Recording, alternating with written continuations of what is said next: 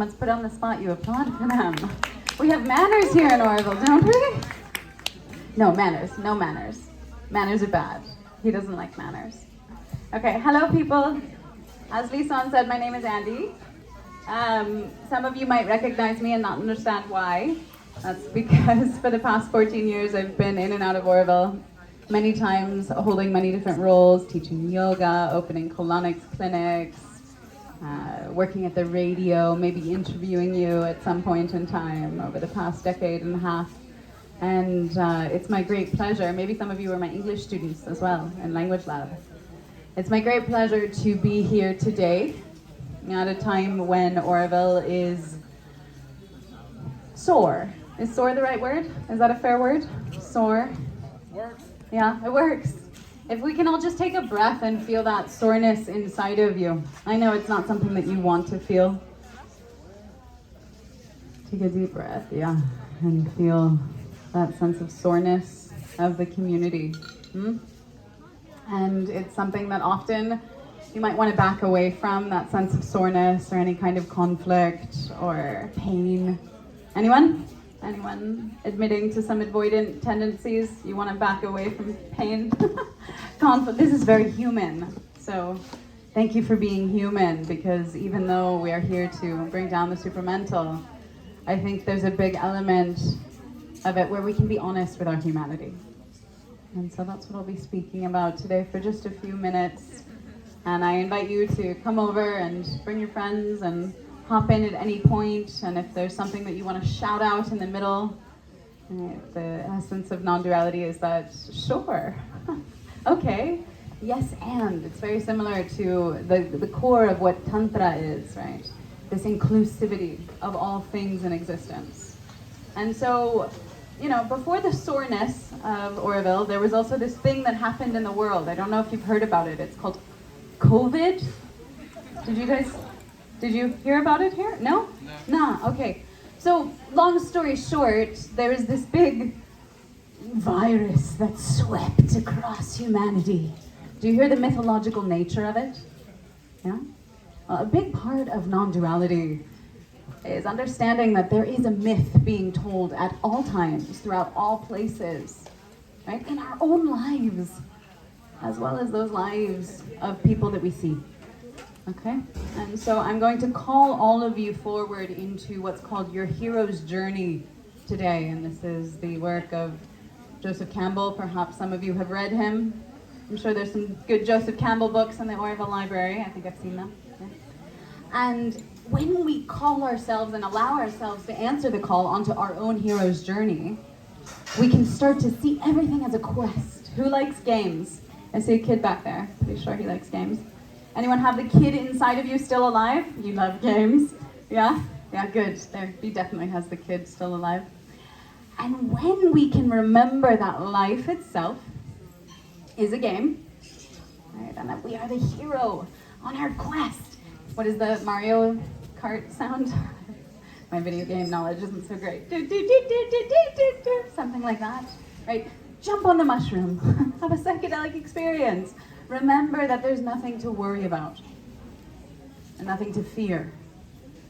Right? This is non-duality. And you have it a lot in the texts from the Mother. Right? Surrender everything to the divine. Right? Only He alone will come. And this quality of letting go of the anxious human, which runs most of our existence, is what this talk is about in Embodied Non-Duality. And so, during that myth, remember the myth I told you about? The myth of that thing, COVID, that you didn't know about here? Or maybe you'd forgotten about already, hopefully. Well, in that myth, I was saying for the past 2 years that now is not the time to have opinions. Who has some opinions? Everyone's like, I'm happy to share that, yeah? Well, there's this funny thing on the spectrum, because when we embody non-duality, a part of that is also to kind of throw into the pot these opinions that are very much of the mind about what we think is right and wrong and good and bad. And the thing about embodying non-duality is that it's a big challenge. Because often it's much easier to just keep these things in the mind. I'm strongly against opinions. Yeah. Strongly against opinion. Wait a minute. Wait a minute. The Hall of Mirrors. I am trapped. I'll be here for centuries. And when the mind drives the motorbike, as sometimes it does, right, we get caught. And we forget often our body. We get tight, or we get fat, right, or we get sore, or we get swollen. Has anyone felt any of those things lately? I have. Anyone? Yeah? Some honest humans and honest bodies. And so embodied non-duality is a little bit like the free dance that you might do here in Oroville. Everyone do a little free dance in your chair. Free dance. Oh yeah. Notice if you did that or not. Notice if you're sitting there, sir, with your arms crossed. Totally avoiding looking at me in the eyes. Oh yeah, you knew I was talking about you. Yeah. And just notice all of these things, where we allow ourselves to become and where our mind holds us back. And this is a teeter-totter that we're always on. And so coming to this place of embodied non-duality is a lot about letting ourselves go, in a way. We're still with manners and respect, as we clarified at the beginning, right? But also with a sense of freedom of getting out of our own way. Because remember, you are the hero on your own quest. And all of you at this moment in time are going through potent birthright experiences. Rites of passage. And so whether that's falling in love, whether that's receiving the news of someone who is very close to you that has just died, whether that's a tremendous conflict that you find yourself wrapped in the middle of and you just don't know what to do, whether that's a few years of confusion, Neptune transit, where you're not meant to know, whatever it is that's being activated inside of you right now, take a breath. Close your eyes and just check in. Check in with what messages are there, because they're always there inside and we look for them outside all the time. But if we can be quiet enough, put down the opinions for long enough, and breathe with a smile behind our eyes, we can remember. We can remember. So see if you got any messages right then, right there. Doesn't take long. Right, now some of you are remembering when you were in my yoga class, because you heard me say smile behind your eyes, and you're like, oh my god, I had a yoga teacher that used to say that. That was me. And try it out. Relaxes the muscles in the face, which has a reflex of also relaxing opinions. It's magic. So when we allow ourselves, please, yeah, come and play. Make a dance party, have a fit, do whatever you want. You're a child. You're still free, right? You remember that you're a hero on the quest. Yes, yes.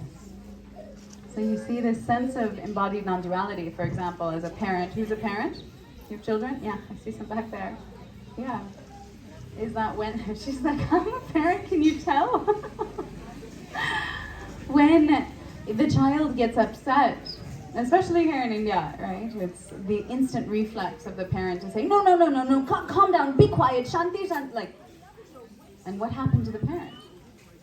Right, so our nervous system, which will be the next chapter of this book that we're reading together in this session, our nervous system has all of the answers.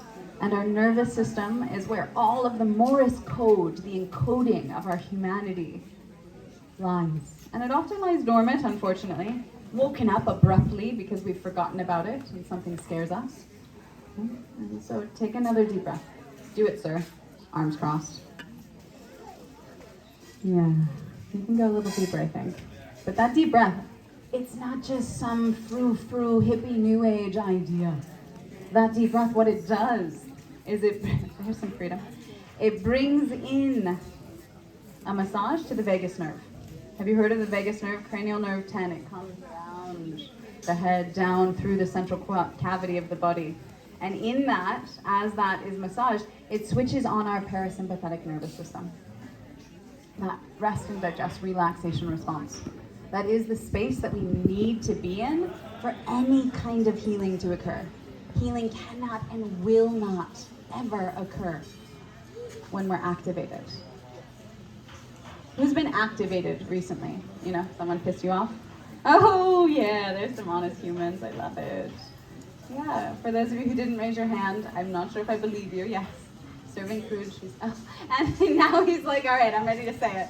And he's gone from an arms crossed position to a little more open. Let's watch each other's body languages. Let's observe each other compassionately and lovingly, because there's so much that's being spoken at all moments in time as a result of our nervous system and our hero's journey. See everyone, look around.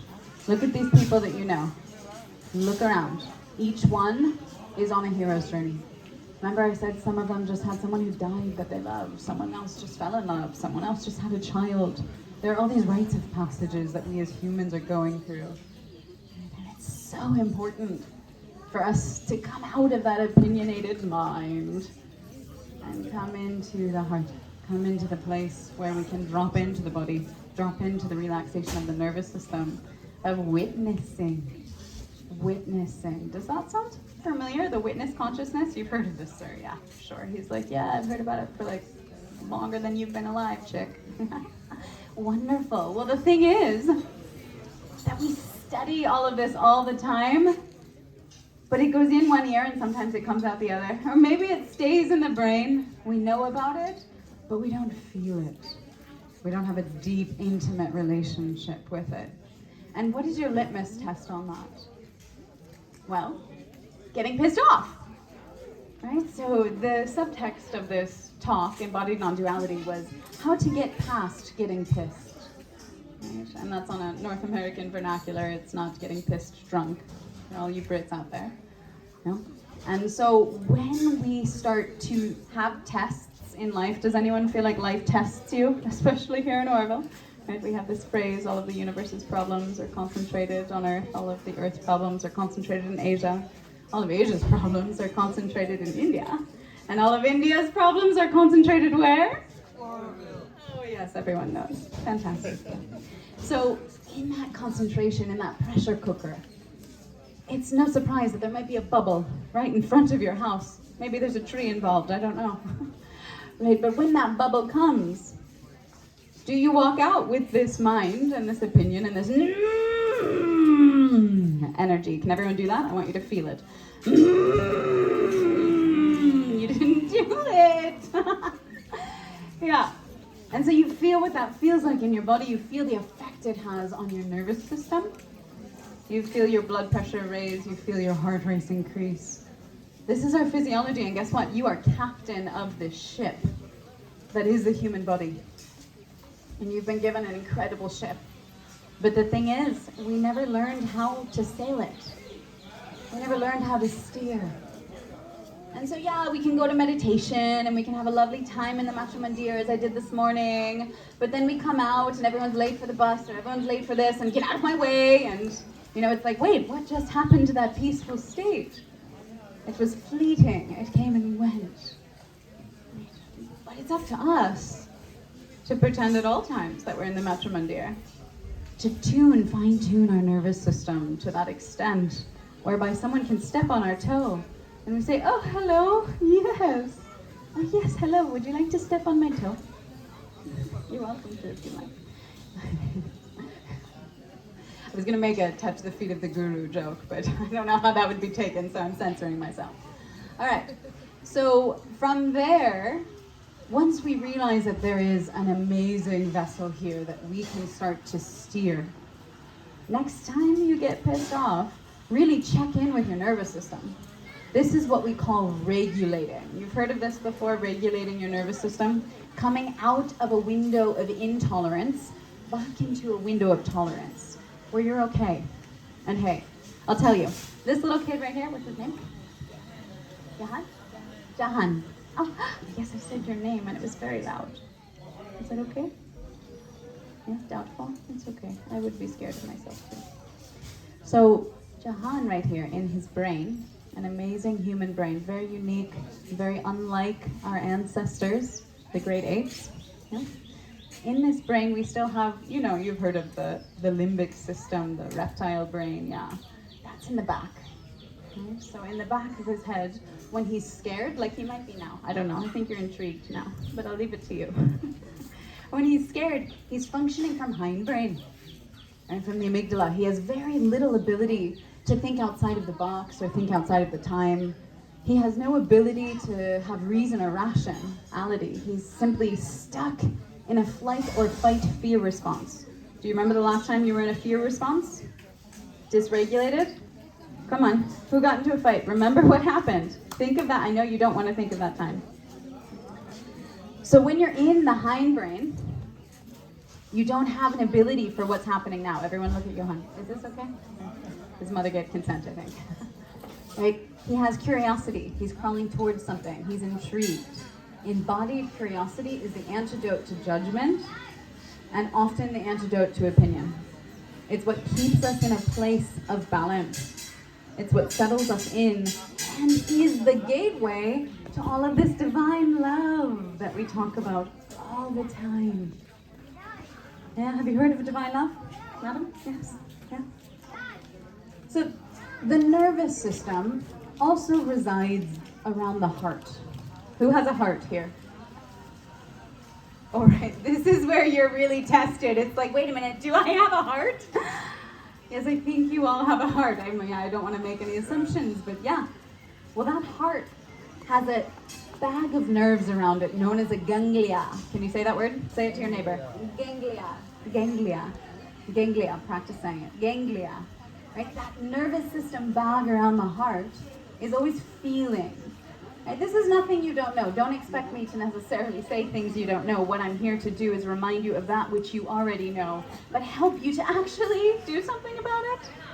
Right? Take it from here to here so that you show up differently, that you come forth into humanity differently, and that's what we're dedicated to at the Institute for Aliveness. We're taking forward work of people like Sri Aurobindo. He is one of our forefathers, as well as the work of people like Terence McKenna and many others, Jiddu Krishnamurti, right? All of this that was in the mind, how does it come into the body? You know that this is what we talk about a lot, right? In any yoga, especially integral yoga.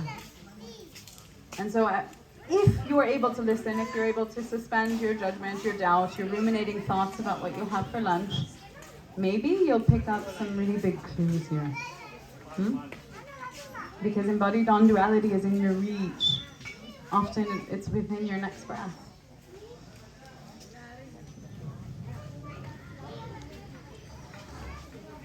Get really long and slow. And after this, maybe I'm going to assign you to step on someone's toe. Just randomly. Make sure that it's not when they're looking and they don't know you're coming. Step on their toe. Just see how they respond. Because when you step on their toe, they have a wonderful opportunity. Right? You've given them a gift. The gift of what's called a trigger.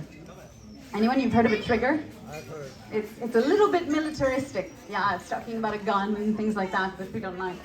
But it's a point. It's touching something inside of you that pisses you off. You know what it's like to be pissed off? Yeah, there's an honest woman. Yeah, come on over here when you're done. I like your energy. Yeah, that sense of like, yes, I'm human. Often in Oroville, we have lots of people floating around pretending they're not human. You know? Anyone? And then they have all these human things happen and they disembody their humanness to the extent where they don't know what to do. Does that energy? I don't know what to do. Does that feel familiar? There's some of that energy here in Oroville. Not as anywhere, but it's concentrated here, remember? And so this essence of needing to drop in to the body, regulate the nervous system. You're back to arms crossed. What happened? You're thinking he went to his mind, so his body closed, yeah? Open it. Open the body. Come into the nervous system. Relax it. And then we're going to bring the journey of the hero from the hindbrain, where we can't think and we can only fight, to the forebrain, where we can have compassion and curiosity. And that's the place where the supramental will be brought down. That's the place where we need to live if we want to actually embody non-duality. Because I don't think I need to tell you what Vedanta says about how when we leave the world of morality and judgment and good and bad and right and wrong, right? And we come into another realm of what I like to call the mythopoetic from Joseph Campbell. This understanding that on our hero's journey, you remember this? You're seeing messages in all places at all times. Perhaps today, right here, right now, I'm a messenger for you. in your own hero's journey. Perhaps this was a reminder that you needed to have about whatever you're going through in your life and the struggle, right? That you feel yourself hardening and closing, not on an emotional level, on a very visceral, physical level of your tissues. And as you build up armor of those opinions and those judgments and those projections about how something is and how this person is, or whatever the story might be, we forget that, what was it called? The bag around the heart? Pop quiz. Ganglia! There we have it. Yes, the nervous system ganglia around the heart. It's a fun word. Have fun. If you can't have fun with your tongue, I don't know why you're human. Ooh, that was a really bad double entendre that was completely non-intentional. But I think healthy for Orville at this point in time. Oh, a special message. Is this a Grammy winner? Thank you. I will read it at the end. So, with all of that said, yeah, you have an opportunity on your hero's journey to make a passageway from the hindbrain to the forebrain. And you do that, remember, through that deep breath. And so when you are triggered, when someone comes and pisses you off, right? Guess what, guys? Women, men, guys probably isn't very kosher here. No? Guess what? When someone pisses you off, they are a messenger, they are an angel, they are here to show you a place inside of you that's raw, that's sore. And then it's up to you to say, wow, what am I feeling? Rather than reacting right away. Who finds themselves reacting right away? Even if it's the baby's crying, you say, hush, hush, hush, hush, hush. That definitely doesn't look like the kind of mother she is. But maybe some of you had that kind of mother, and it was programmed into your 95% of your subconscious. And so that space between stimulus and response, Viktor Frankl, Holocaust survivor, that space is where everything resides. And if we can bring that space into our nervous system and have a sense of spaciousness, oh yeah, his arms aren't crossed, I like it, yeah. Then we breathe. And when that trigger comes, we're like, oh right, okay, I'm really feeling this thing. I'm really feeling so angry right now. I'm feeling so incredibly angry right now. I don't look angry, right?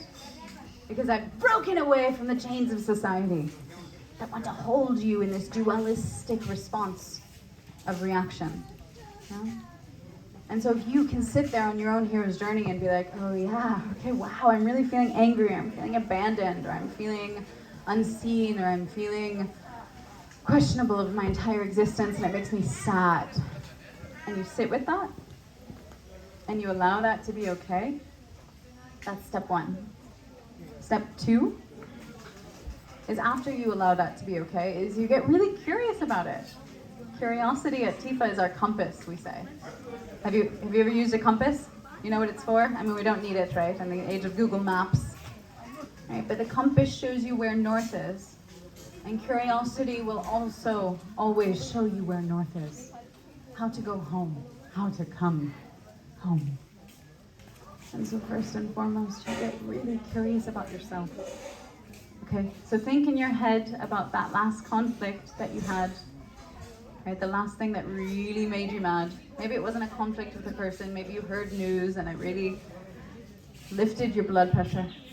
Are you thinking about it? If you're not thinking about it and you're just sitting there quietly, unless you're meditating, you're wasting time. But what is wasting time in non-duality? Right, I trust you're all doing what you're meant to be doing, but remember again that you have a massive opportunity right here, right now to remember. And so when you remember that last time that you got really upset, what was that feeling like? And when was the first time that you ever felt that feeling? It was probably when you were 5 or 6 or 7. Maybe something happened in your life that made you feel that way. Yeah, we don't need to be dualistic and say that horrible thing that happened, or that great thing that happened. It was just a thing that happened. It was an event on your hero's journey. And if you can get in touch with that original instance of that emotion, that energy in motion running through you, then you have found the key to unlock the treasure trove of embodied non-duality. Yeah, and that is the state that we need to be in to actually birth human unity. Because otherwise, people will be bad and good, and right and wrong, and your friend or your enemy. And it's up to you to be the hero who remembers beyond duality. And the way that you do that has to be through your body. Because if it's just an idea, it will remain an idea. And when someone comes and steps on your toe and you say, ow, your nervous system will go into overdrive and make this space of compassion unavailable to you. Your bank account of love will be drained. But if you've remembered how to sail this ship, this vessel, and you can sail through your human experience, remembering how to self-regulate your nervous system, so someone comes and pisses you off and you say, I'm feeling so angry right now. Wow! It really feels like a sense of total abandonment. Anyone want to give an example? Any honest humans here? Tell me about the last time someone made you really upset. Do you want to do that? You've just walked in. Maybe you walked in at the right moment. What am I doing? Come on up here. Round of applause, everyone.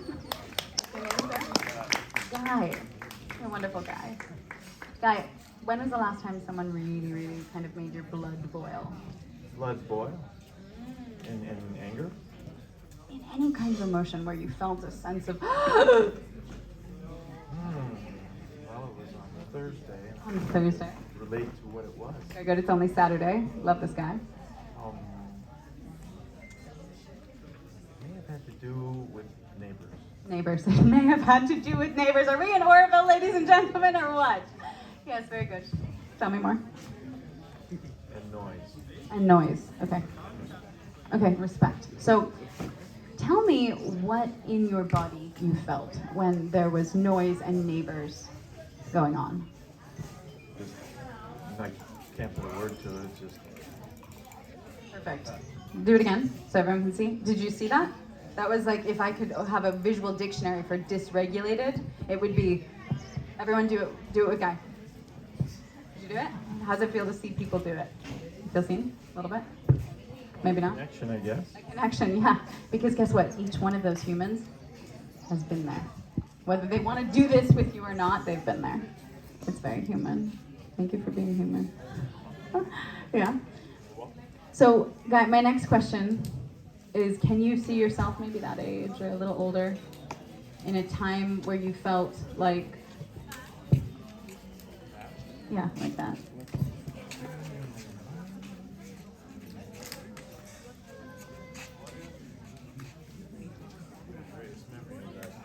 Age. Now that that's coming back, maybe it wasn't. I was trying to get my mother's attention, and her chief driver was to keep a tidy home, create meals, laundry, and these things, and interacting with a child based on her own experiences from childhood wasn't really in her wheelhouse of experience. So her response from my pestering was to dress me all up like a Pillsbury Doughman and set me out on the back stoop to entertain myself. It was wintertime, and I seal crawled across to a play structure that was buried in snow. It didn't work, but as I was coming back across, I'd already crushed the snow enough to fall through, and my experience was that the consciousness that's generally within this psychosomatic apparatus expanded in all directions.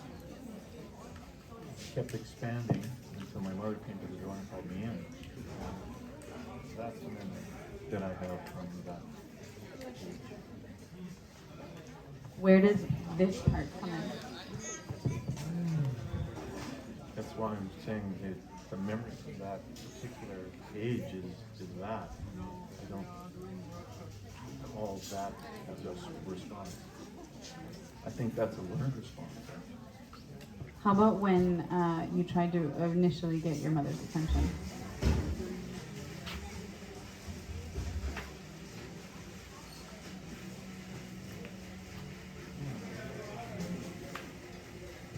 What was your mother's response to you having fallen in the snow? Fallen in the snow?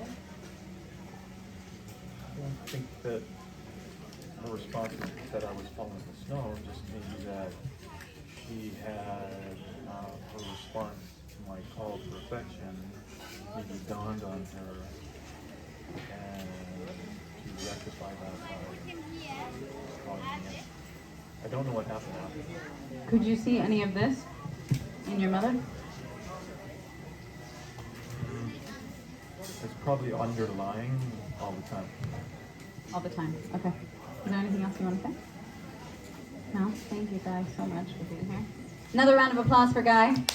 Yeah? You just heard a human story. Pretty normal humans, if we allow ourselves to listen to them. Is that like a story maybe that you had with your mother? Some kind of like she just let you go and you went off, and then all of a sudden you were in a near-death experience and it was like, wait, where was my mom? Wait, where is my mom? Yeah? Have you heard yourself say that? Oh, she looks at her mom. All right, I won't get in trouble here. Yes, I will. Okay, so humans, what we just saw there is not necessarily a time where Guy remembered when he was first dysregulated, but rather when his mother, and there were some key words in there for those of you who have primed your ears. Did you wax your ears this morning? To be able to hear between people's words and see in their body and their eyes and feel their heart. He said that his mother loved to keep a clean, tidy house. Is there any pattern recognition with the soundscape of Guy's neighbors? Sounds like that noise might not have been clean and tidy. I asked if his mother was ever like that, and he said probably underlying, always. Well, guess what? Think of your parents right now, maybe of blessed memory, or maybe sitting right in front of you. Right? Love them in your heart. They were just doing the best they could, as all parents are, and it's part of their job to traumatize us. Yes, that's part of the game on this hero's journey. Remember, people are sent to step on your toes.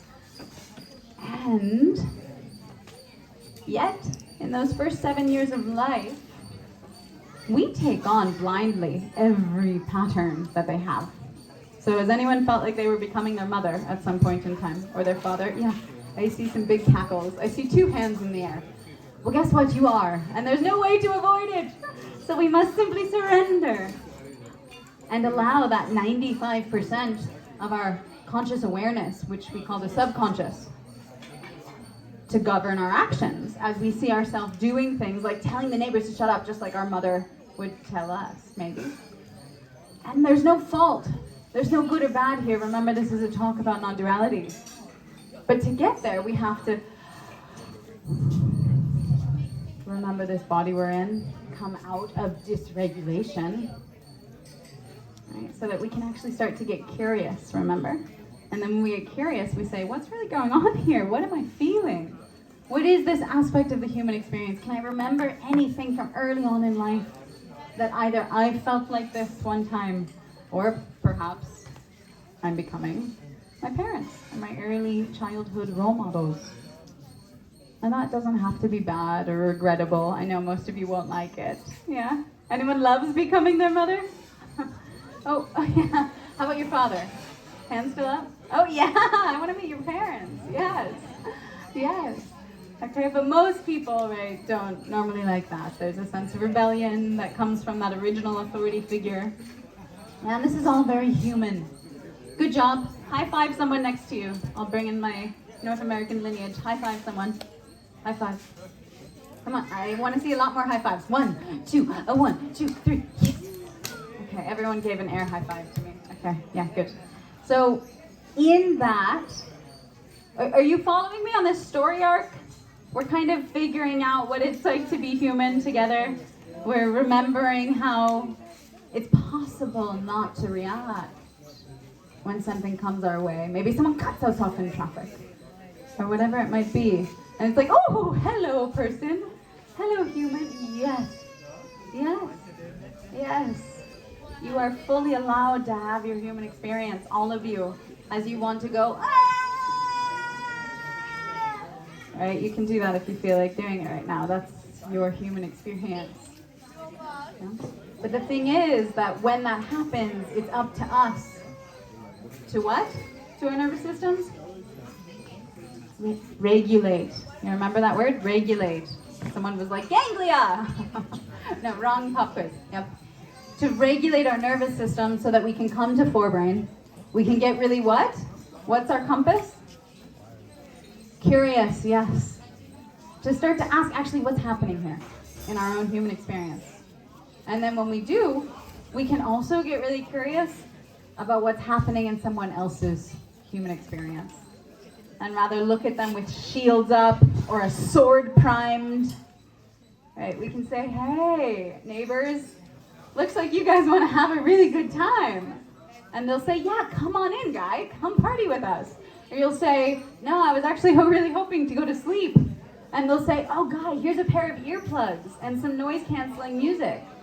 And you'll say, oh my God, wow, we can exist in harmony. Everyone, I'm going to get really sappy now. Will you come with me? Let's all say, we can exist in harmony. Ready? 1, 2, 3. We can exist in harmony. Extra bonus points if you went, harmony. Yeah, good, beautiful. So I think you get the point. I don't need to hash it in further. There's been lots of review in this talk, so hopefully it's come a little bit more from here to here, because that sense of embodiment is really what all of us at all times are missing.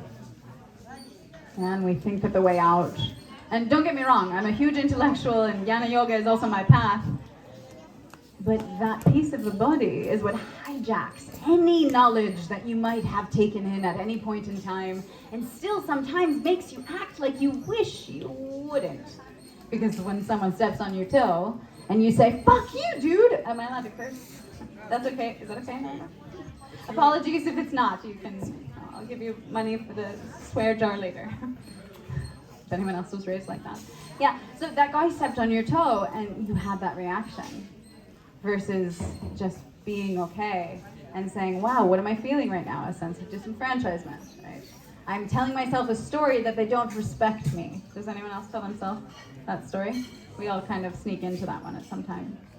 And so it's really powerful for all of us to remember that we are telling a story at all points in time, and that's all your mind knows how to do. Humans are meaning-making machines, magical meaning-making machines, if I may. And you can say that 5 times fast. Magical meaning-making machines. Your mind. Yeah? And when we step out of the story that we're telling, when we return home to the body, in that space where we can regulate the nervous system, it will open that gateway to curiosity. First to ourselves about what our actual process is and what this is bringing up from a patterning from our parents and or something that's a wound. Remember that soreness? A wound that's unhealed from sometime early in life, and whatever the event is in front of us just came to help us remember that that wound is there. That's what being triggered is.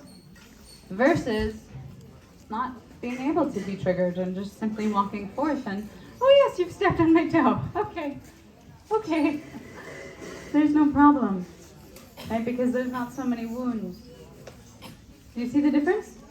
And wounds are beautiful, don't get me wrong. That's what makes you human.